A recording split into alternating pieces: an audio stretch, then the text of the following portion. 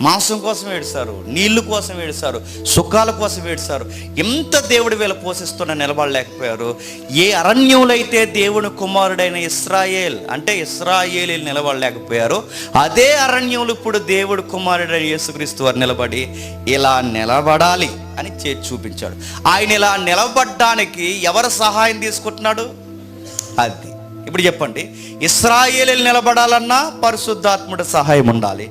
ప్రభు అయిన యేసుక్రీస్తు వారు మానవ ఆకారంలో పరిపూర్ణ మానవుడు, పరిపూర్ణ దేవుడిగా ఉన్నాడు కనుక మానవ ఆకారంలో ఉన్నప్పుడు ఆయన ఎవరు సహాయం తీసుకుంటున్నాడు?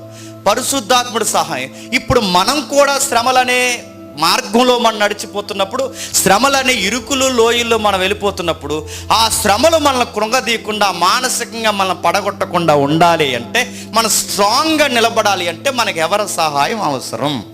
అది పరిశుద్ధాత్ముడి సహాయం.